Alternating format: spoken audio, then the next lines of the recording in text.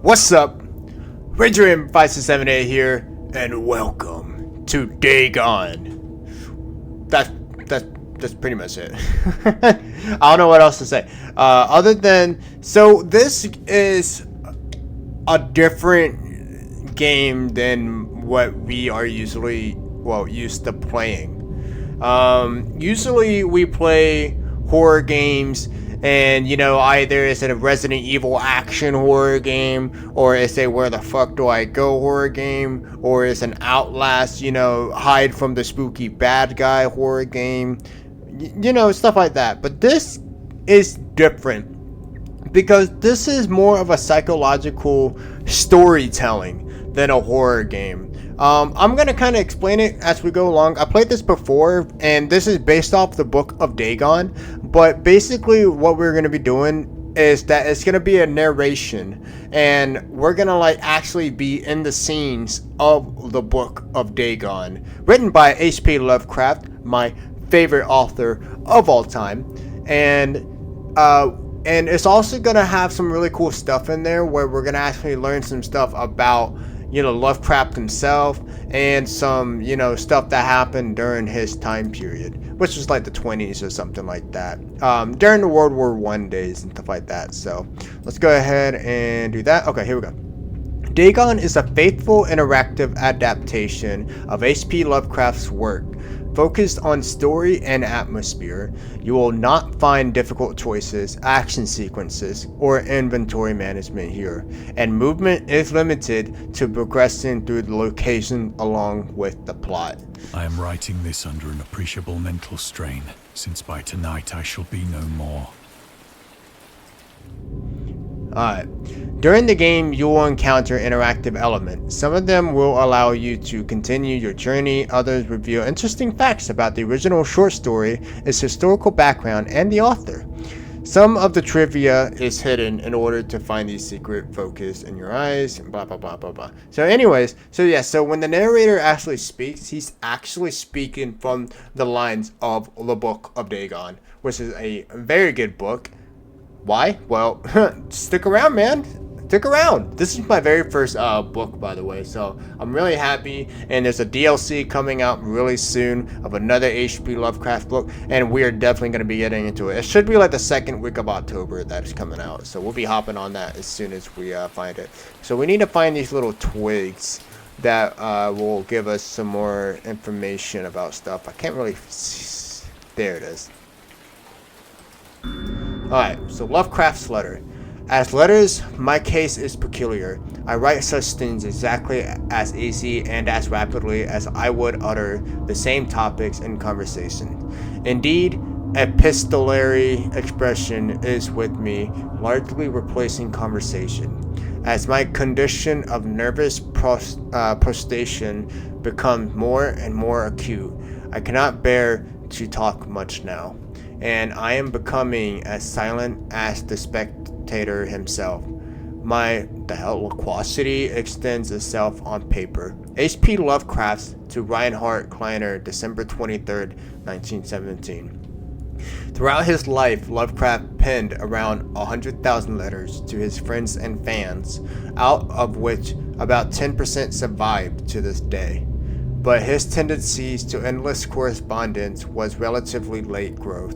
In youth, I scarcely did any letter writing. Thanking anybody for a present was so much of an ordeal that I would rather have written a 250-line pastoral and a 20-page treatise on the rings of Saturn. Selected letters 1929 to 1931, H.P. Lovecraft. Lovecraft would often skip meals to avoid postage. Collection of his correspondence. Collections of his correspondence have been published in various books, and selected letters can be found online. Some readers consider them his most important legacy. Man, and like I said, you're going to learn a lot about Lovecraft. I know I played a lot of Lovecraft games on my channel because, again, I'm just such a huge fan of Lovecraft and his works. So this game is kind of like a treat for me and for any Lovecraft fans out there. So sit back, enjoy it. There's no jump scares, not like Summer of 58 and stuff like that. Just sit back and enjoy the story and enjoy some facts too. You're gonna learn something today, man. Yeah, you can read the discovered trivia immediately or go back to them later. In the main menu, turn off displaying trivia if you find that the feature distracts you from the story. This can be changed anytime in the option. Alright, so show trivia upon finding them. Let's do that. Alright. Penniless, and at the end of my supply of the drug which alone makes life endurable, I can bear the torture no longer, and shall cast myself from this garret window into the squalid street below. Do not think from my slavery to morphine that I am a weakling or a degenerate. When you have read these hastily scrawled pages, you may guess, though never fully realize, why it is that I must have forgetfulness or death. Morphine. Morphine entered into use in the 19th century and was routinely administered to treat severe pain during the American Civil War in 1861 to 1865 and World War I in 1914 to 1918. It was also sold without restriction until 1914. Morphine became more popular after the invention of the hypodermic syringe around 1854. Frederick Turner, who first isolated the substance, originally named it morphium, after Morpheus, the Greek god associated with dreams. At the time when Dagon was published, morphine abuse, known as soldier's disease, already posed a big problem in the United States. So there was a big drug problem going on with morphine back in the days. Hey, some history lessons. Not cool, nice history lessons, but history lessons. It was in one of the most open and least frequented parts of the broad Pacific that the packet of which I was supercargo fell a victim to the German sea raider.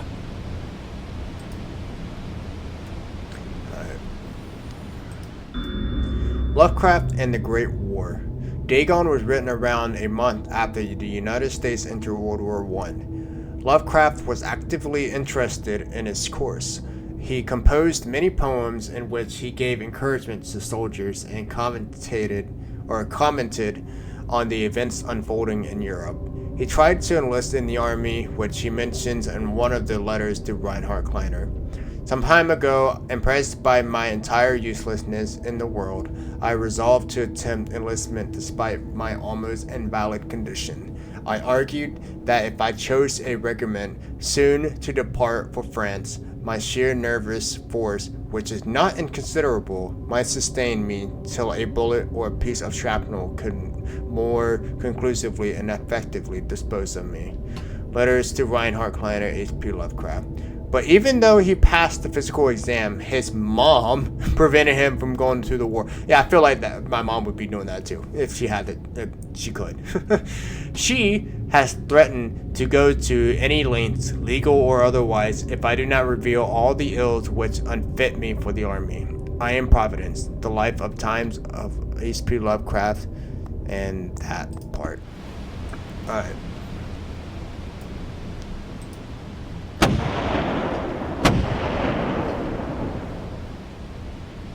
The Great War was then at its very beginning, and the ocean forces of the Hun had not completely sunk to their later degradation. So that our vessel was made a legitimate prize, whilst we of her crew were treated with all the fairness and consideration due us as naval prisoners.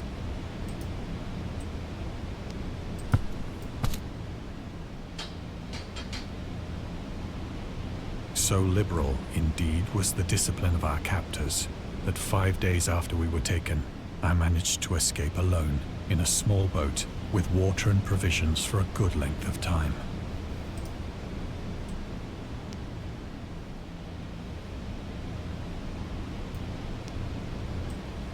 Make sure there's no more secrets or anything.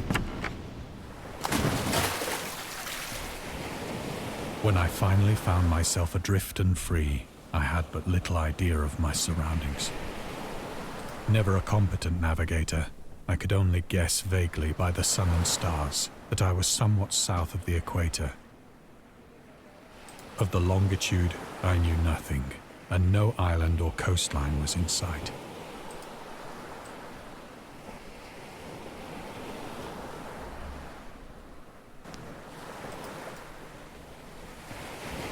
weather kept fair, and for uncounted days I drifted aimlessly beneath the scorching sun, waiting either for some passing ship or to be cast on the shores of some habitable land.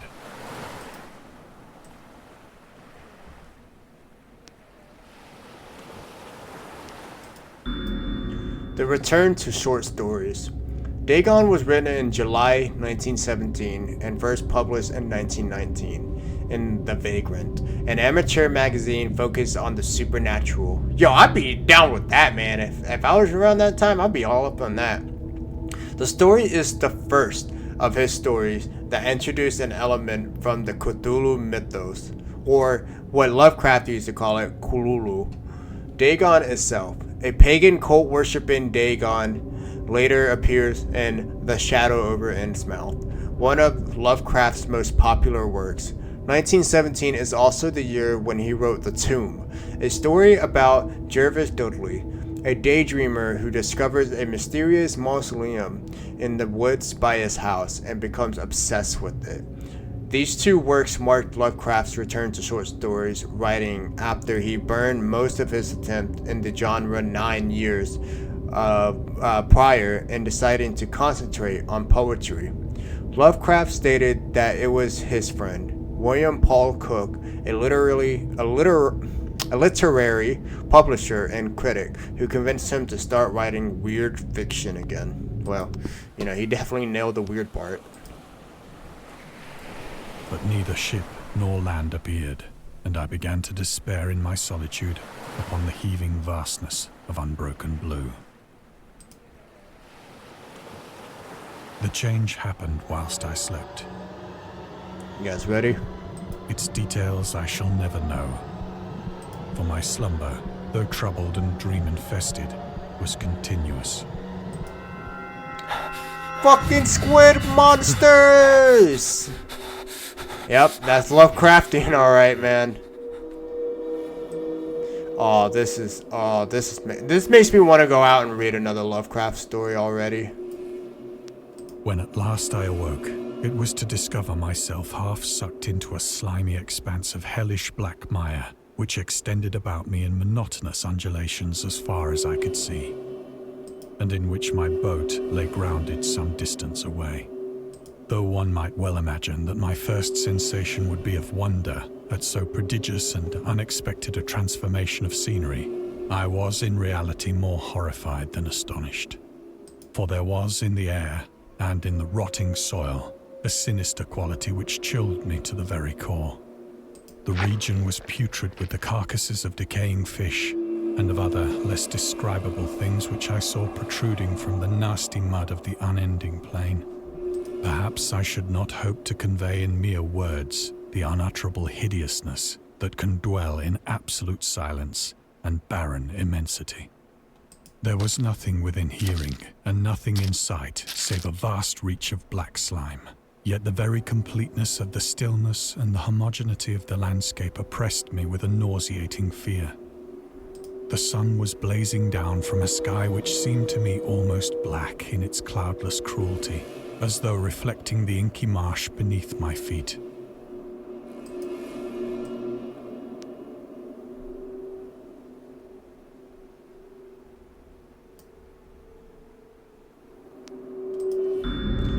The origins of Dagon. Dagon seems to be inspired by Fishhead, a short novel by Irvin S. Cobb about unnatural affinities between a hybrid idiot and the strange fish of an isolated lake, supernatural horror and literature H.P. Lovecraft, and Lovecraft's dreams about a strange island emerging from the ocean and him crawling in the ooze that covered its surface. I dreamed that whole hideous crawl and can yet feel the ooze sucking me down. In defense of Dagon, H.P. Lovecraft. Lovecraft's interest in the topic stemmed from his aversion to fish and sea smells, in his own words. I have hated fish and feared the sea and everything connected with it since I was 2 years old, but I cannot recall what earlier experience gave me such a profound and lasting aversion to the sea and seafood. The Dweller in Darkness, Lovecraft 1927, $1 watcher. So Lovecraft had a very strange phobia of not only the unknown, you know, like outer space and stuff like that, but of curved shapes and unnatural shapes. So, like squid tentacles and shit like that is kind of an unnatural shape, you know? So that's where he gets most of his inspiration of these horror characters from, these unexplained entities. It is from his fears alone, which is badass. Alright. And of course, he's making the story based off his fear of the deep sea and just the strangeness of it. What's I have to agree, man? It is pretty damn strange, you know? Have you seen some of the fishes that are out there? Into the stranded boat, I realized that only one theory could explain my position. Through some unprecedented volcanic upheaval, a portion of the ocean floor must have been thrown to the surface, exposing regions for which innumerable millions of years had lain hidden under unfathomable watery depths. So great was the extent of the new land which had risen beneath me that I could not detect the faintest noise of the surging ocean, straining my ears as I might. Nor were there any seafowl to prey upon the dead things. The mystery of volcanic islands. Volcanic eruptions sometimes result in the creation of islands. Most of them are transient and erode after some time, but some prove permanent. The floating pumice porous rock created when superheated pressurized rock is injected from a volcano can move across long distance and transport barnacles and macroalgae that cling to it. In 2001, raft of pumice created during the eruption of a volcano near Tonga Peninsula eventually reached Australia. By the way, I hope I'm recording. Okay, thank God. I hate like being scared I'm not recording. Alright. Where we go next? For several hours I sat thinking or brooding in the boat, which lay upon its side and afforded a slight shade as the sun moved across the heavens. As the day progressed, the ground lost some of its stickiness and seemed likely to dry sufficiently for traveling purposes in a short time. That night I slept but little, and the next day I made for myself a pack containing food and water, preparatory to an overland journey in search of the vanished sea and possible rescue. As creepy as this is, I don't know what it is, but I actually kind of find it a little pretty. You know, like just the dark sky, the moon in the background, and I don't know, even like the squid and stuff like that. I don't know. It's weird, but it has a sense of beauty to it.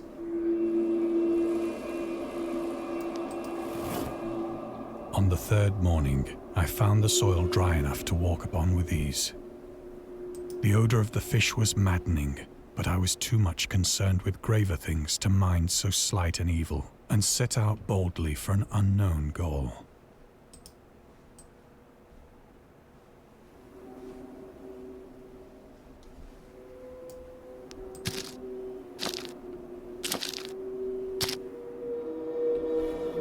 All day I forged steadily westward, guided by a faraway hummock which rose higher than any other elevation on the rolling desert.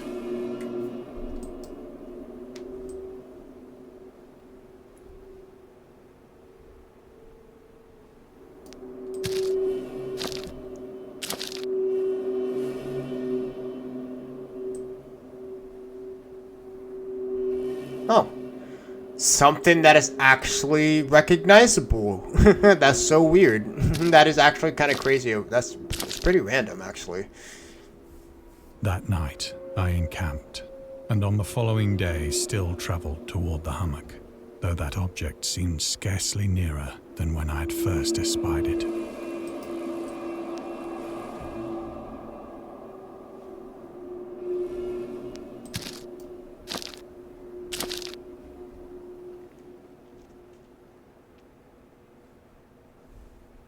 By the fourth evening, I attained the base of the mound, which turned out to be much higher than it had appeared from a distance. an intervening valley setting it out in sharper relief from the general surface. Too weary to ascend, I slept in the shadow of the hill. I know not why my dreams were so wild that night, but ere the waning and fantastically gibbous moon had risen far above the eastern plain, I was awake in a cold perspiration, determined to sleep no more. Such visions as I had experienced were too much for me to endure again. And in the glow of the moon I saw how unwise I had been to travel by day. Without the glare of the parching sun, my journey would have cost me less energy. Indeed, I now felt quite able to perform the ascent which had deterred me at sunset. Picking up my pack, I started for the crest of the eminence. The Loner. Contrary to popular opinion, Lovecraft was not an ever-frowning, eccentric, grumpy loner. He considered himself to be a person who appreciated humor. Moreover, he would often meet with friends in his apartment or at various cafes in Brooklyn and Manhattan. At times, his social life was so intensive his work would suffer for months. There was a point when he finally decided he needed to put an end to daily meetings and loitering in New York cafeterias and resorted to hiding at home and reading with the main room light turned off, pretending he wasn't there whenever a friend knocked on his door. He also had another method of deterring his guests, which involved greeting them in a bathrobe, with an unmade bed visible in the background and piles of paper scattered across the floor. That's fucking wild, just to tell people to piss off very nicely. Man, the length that people would go to, man. I have said that the unbroken monotony of the rolling plain was a source of vague horror to me. But I think my horror was greater when I gained the summit of the mound and looked down the other side into an immeasurable pit or canyon, whose black recesses the moon had not yet soared high enough to illumine. I felt myself on the edge of the world, peering over the rim into a fathomless chaos of eternal night. Through my terror ran curious reminiscences of Paradise Lost, and of Satan's hideous climb through the unfashioned realms of darkness. As the moon climbed higher in the sky, I began to see that the slopes of the valley were not quite so perpendicular as I had imagined.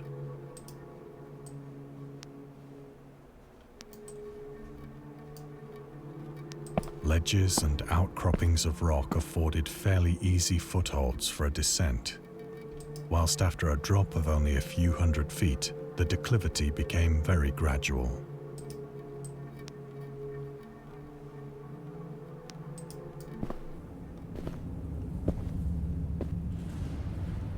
Urged on by an impulse which I cannot definitely analyze, I scrambled with difficulty down the rocks and stood on the gentler slope beneath, gazing into the Stygian deeps, where no light had yet penetrated.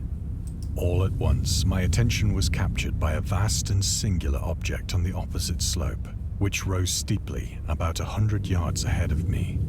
An object that gleamed whitely in the newly bestowed rays of the ascending moon.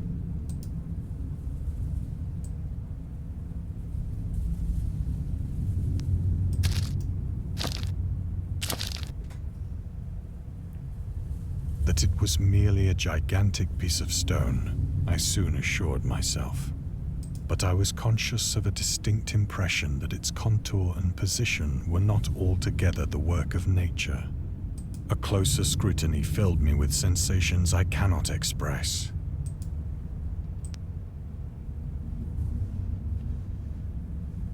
For despite its enormous magnitude, and its position in an abyss which had yawned at the bottom of the sea since the world was young, I perceived beyond a doubt that the strange object was a well-shaped monolith, whose massive bulk had known the workmanship and perhaps the worship of living and thinking creatures.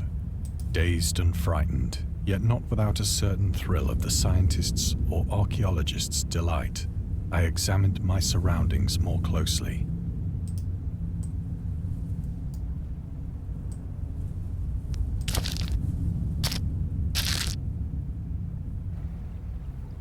The moon, now near the zenith, shone weirdly and vividly above the towering steeps that hemmed in the chasm, and revealed the fact that a far-flung body of water flowed at the bottom, winding out of sight in both directions and almost lapping my feet as I stood on the slope.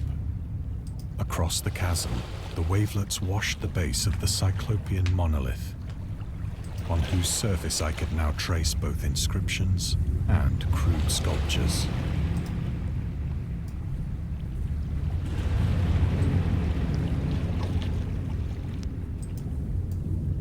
The writing was in a system of hieroglyphics unknown to me and unlike anything I'd ever seen. It's Cthulhu!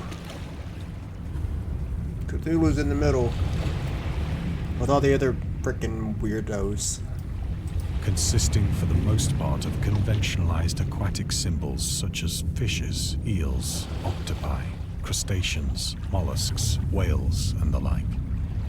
Several characters obviously represented marine things which are unknown to the modern world, but whose decomposing forms I had observed on the ocean-risen plain.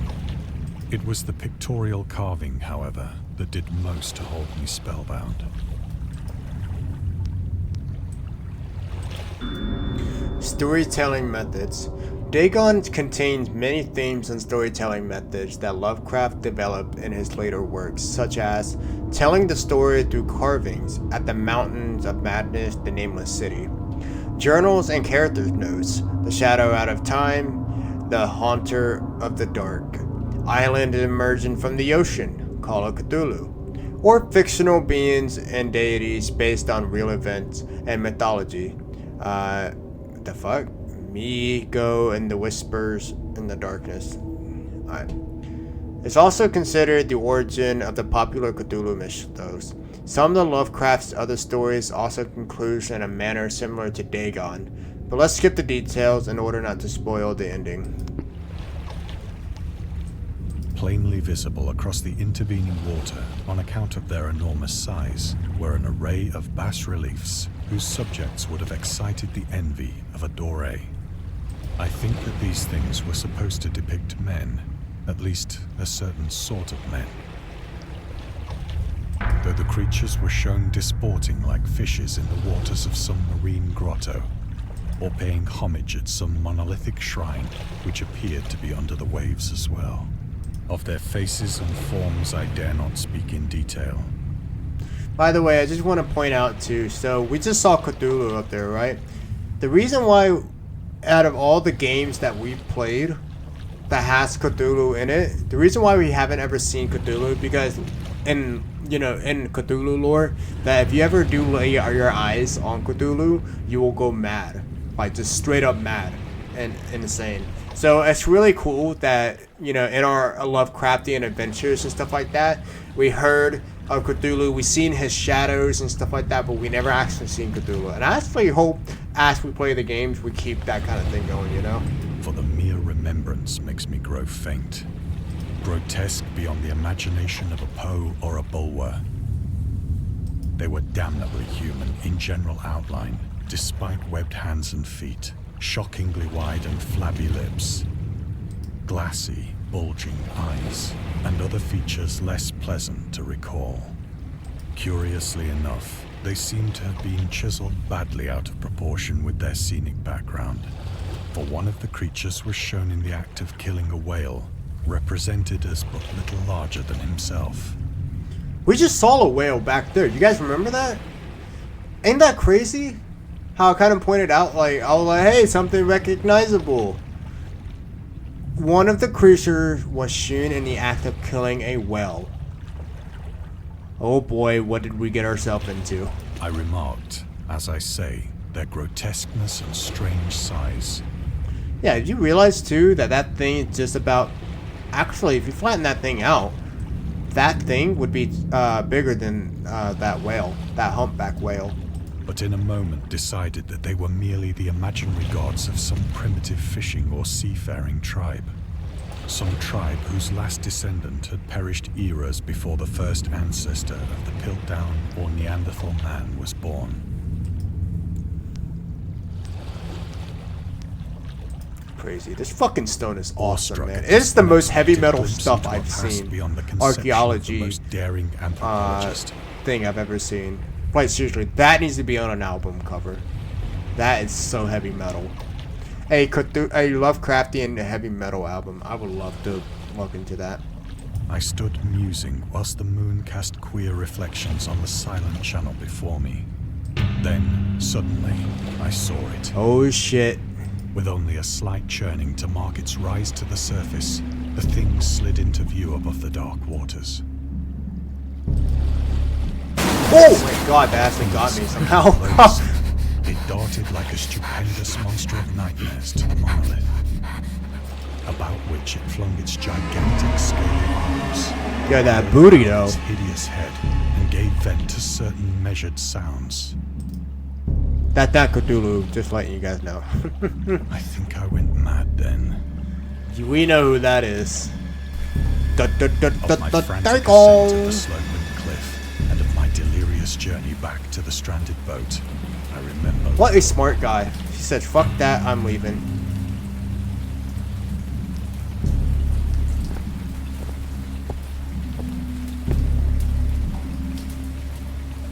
I believe I sang a great deal, and laughed oddly when I was unable to sing.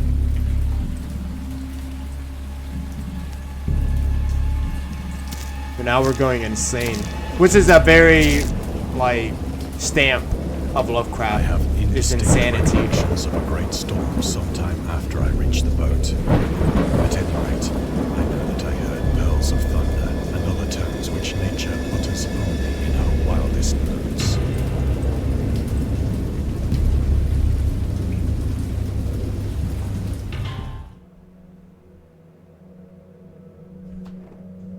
When I came out of the shadows, I was in a San Francisco hospital. Brought thither by the captain of the American ship which had picked up my boat in mid-ocean. In my delirium, I had said much, but found that my words had been given scant attention. Of any land upheaval in the Pacific, my rescuers knew nothing. Nor did I deem it necessary to insist upon a thing which I knew they could not believe. The atheist. Lovecraft considered himself an atheist, an absolute materialist, which he attributed partially to his early childhood interest in astronomy and science in general. In his own words, "I am indeed an absolute materialist so far as actual belief goes, with not a shred of credence in any form of supernaturalism, religion, spiritualism, transcendentalism, metapsychosis, or immortality. All I say is that I think it is damned unlikely that anything like a central cosmic will, a spirit world, or an internal survival of personality exists. They are the most preposterous and unjustified of all the guesses which can be made about the universe, and I am not enough of a hair splitter to pretend that I don't regard them as errant and negligible moonshine. In theory, I am an agnostic, but pending the appearance of radical evidence, I must be classed practically and provisionally as an atheist." Sources: Against Religion, The Atheist Writing of H.P. Lovecraft.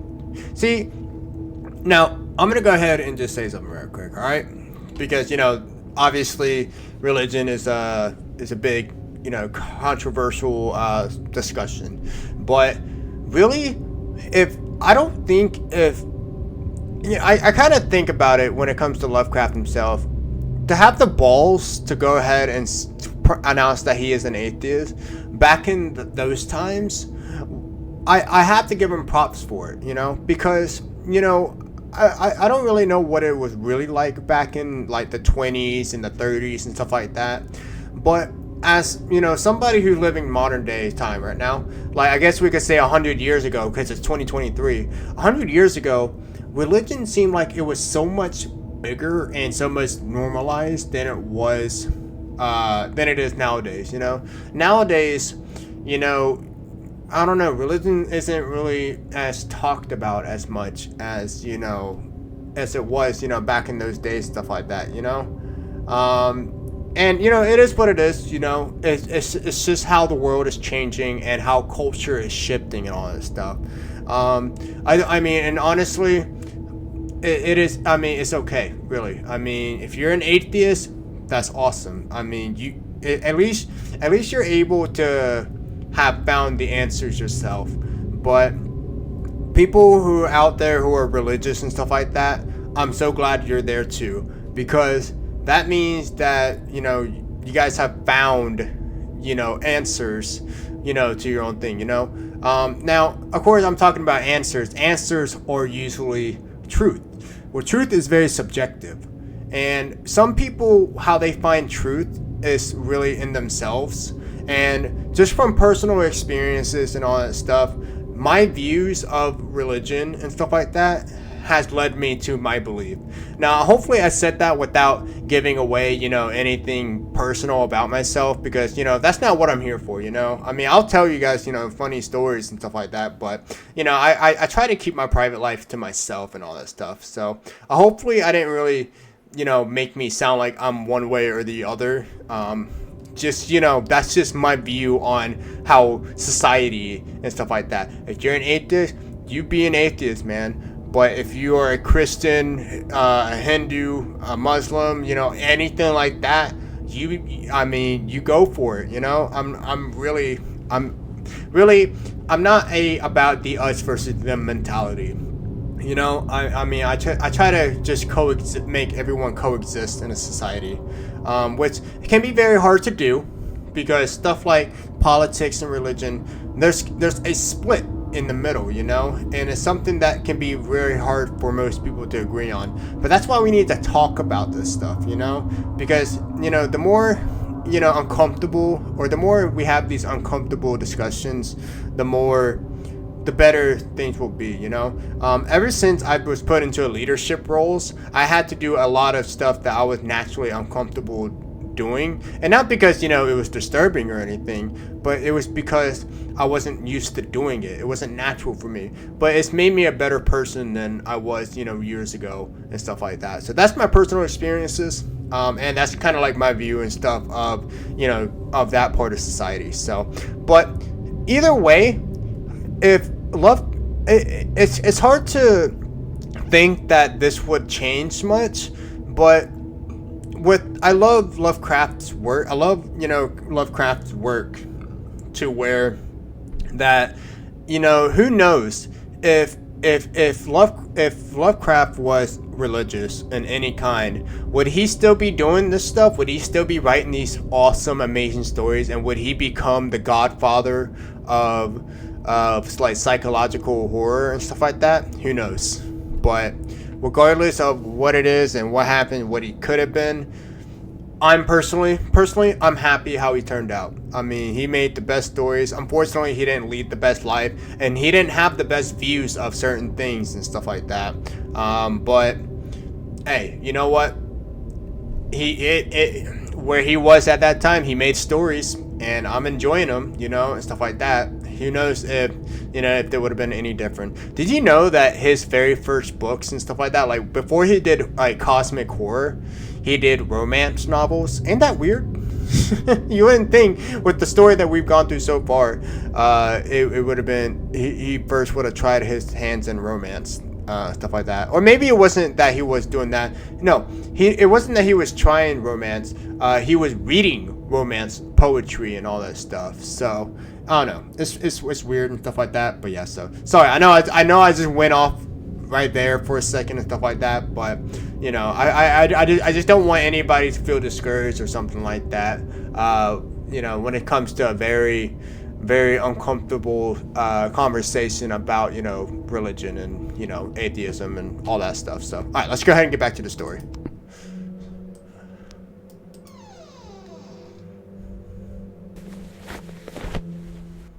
Once I sought out a celebrated ethnologist and amused him with peculiar questions regarding the ancient Philistine legend of Dagon, the fish god. The fish god. That's cool. Dagon, was the main deity of the Philistines, worshipped throughout the Middle East as the ancient god of fertility and crops. In Hebrew, the word Dagon was a common noun for grain. The ruler of Akkad, Mesopotamia, chose him as the patron saint of their war conquest. He also appeared as the judge of the dead in an Assyrian poem and an underworld prison one order in one of the Babylonian texts. He is often mistakenly taken for a fish god due to the wrong interpretation of his name, as in Hebrew, the word dag means fish. In H.P. Lovecraft's work, Dagon is an underwater deity ruling over the deep ones, a humanoid race with fish traits that resides in the oceans. He is worshipped by a secret cult called the Esoteric Order of Dagon. If you caught last year's October game, horror game that we went through, we played The Sinking City, and we were in Innsmouth, and we met a lot of people who were part of the deep one. I forgot what they called them, but they were basically half human, half fish, and maybe they were called deep ones or whatever. But yeah, now that I go back to that game, man, I actually kind of missed that game. So it was actually an alright game. So, but that freaking Sherlock Holmes, that Lovecraftian Sherlock Holmes game that we played earlier this year, one of my favorite games we played this year.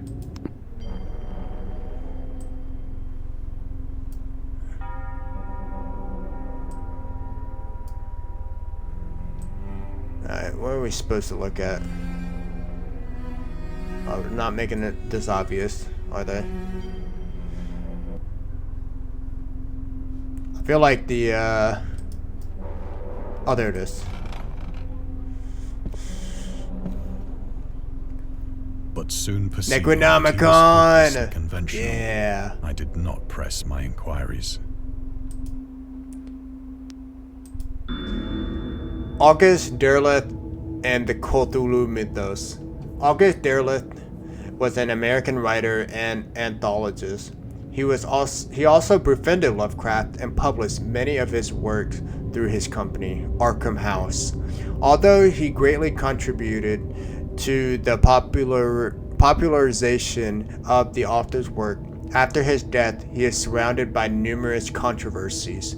One of the most questionable decisions involved introducing the good versus evil doctrine. Derleth was a devout Catholic to the Cthulhu mythos, which contrasted with Lovecraft's view of the world and his approach to cosmic horror. As a result, the author's work were often misunderstood and misrepresented in today's culture. It is also worth noting that Lovecraft was never really interested in creating a mythology, and the term Cthulhu mythos was coined by Derleth after the author left the mortal plane. Ain't that dope though? Like it was kind of what I was saying about, atheism and stuff like that and coexisting. August Derleth and Lovecraft were both homies, they were both homeboys, and even though they had different views, they were still bros. Derleth with a devout Catholic, Lovecraft with an atheist. It's like, that's what I'm saying, man. Like, you can still have these conversations and still be cool with each other, So, it's just, I don't know, man. I feel like media, stuff like that. And I don't mean just like the news. I mean like any kind of media, stuff like that. It gets crazy out there, y'all. So I'm not going out there. I'm not saying, you should go ahead and talk about politics to everyone you see on the street or anything like that. But I don't know, man. It gets crazy out there. So stay safe. Please stay safe. Regardless of what you're doing. And make sure if you're going to have like conversations and stuff like that, make sure the other person is cool with it.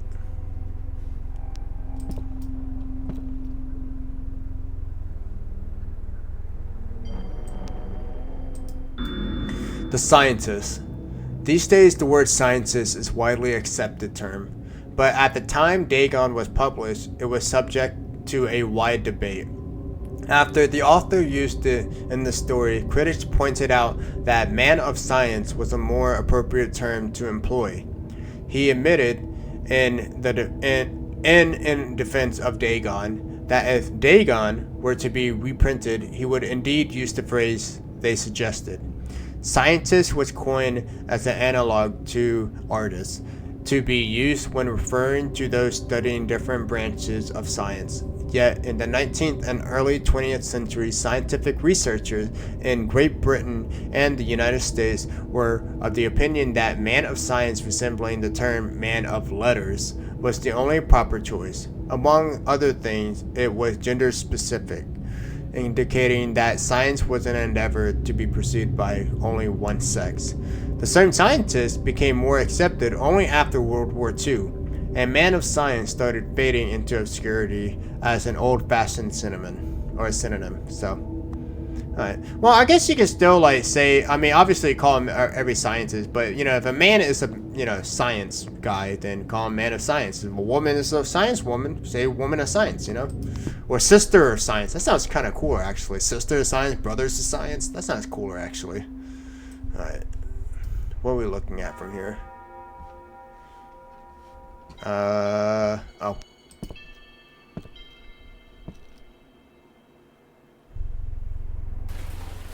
It is at night, especially when the moon is gibbous and waning, that I see the thing.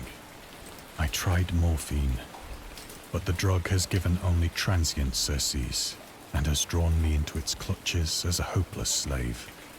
So now I am to end it all, having written a full account for the information or the contemptuous amusement of my fellow men.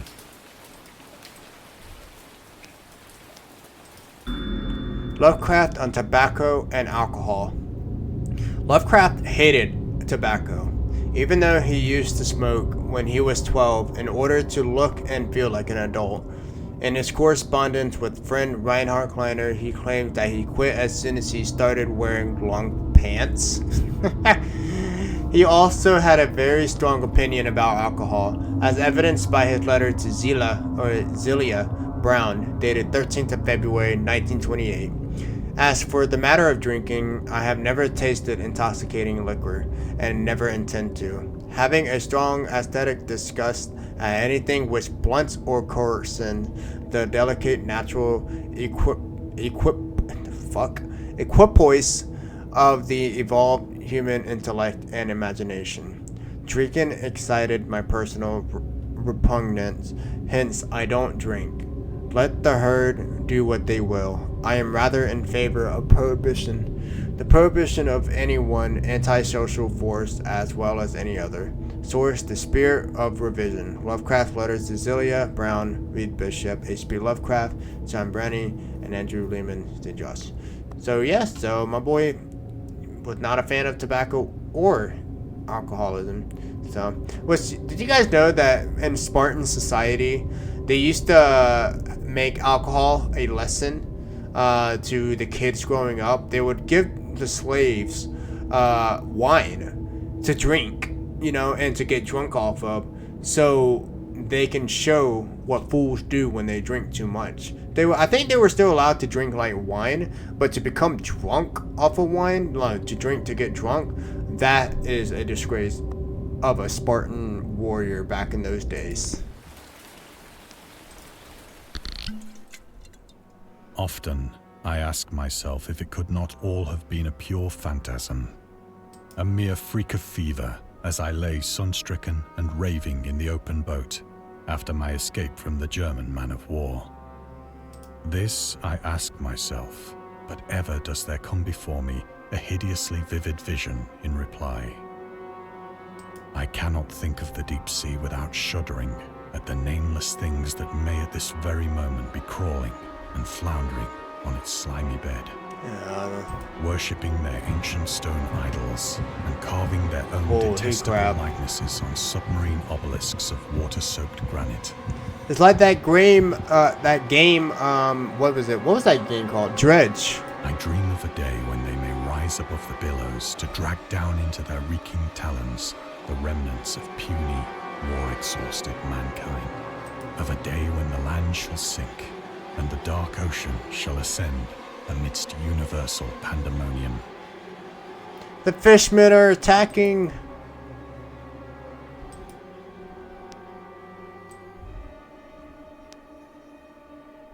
Isn't that pretty cool though? Like the devs did a very good job at making this game. Or the dev. It could have been made by one person.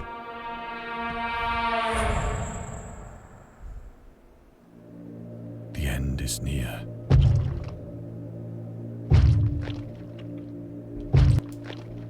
I hear a noise at the door, as of some immense slippery body lumbering against it.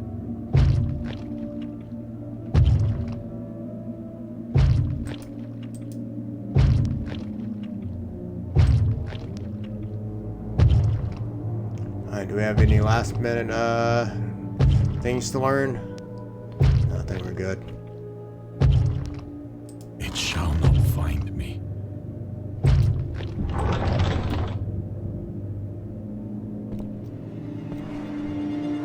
God, that hand!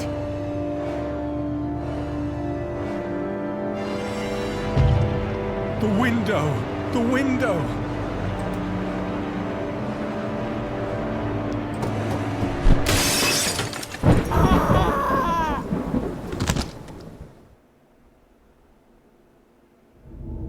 There you go. There's yourself some Lovecraft. So, we hope you enjoyed immersing yourself into our little pool of cosmic horror. We would appreciate if you took a moment to rate Dagon and check out the other games in DLC. So right now, there's only one DLC that is coming out, which is coming out in about 2 weeks or something like that. I don't know. I mean, 2 weeks of recording, but probably next week by the time you guys actually watch this video. And then there's also another story of Lovecraft where we actually dive in to one of Lovecraft's story that he wrote as a kid. It was one of his, I think it was one of his first stories ever written, where he basically, it was like an adventurer to, you know, to basically like a pirate adventure, you know, stuff like that. And you know, I'd fuck with pirate shit, so I'm down with that, man. But you know, we'll get to that at a later day, because again, this is all about horror and stuff like that. And yeah, and I can't wait for the railway horror. That is gonna be freaking awesome, man. Oh, I can't wait. Alright, well, I'm gonna go ahead and end the episode here. I hope you guys enjoyed it, and I really do appreciate you guys watching. So I'll see you in the next one. Later.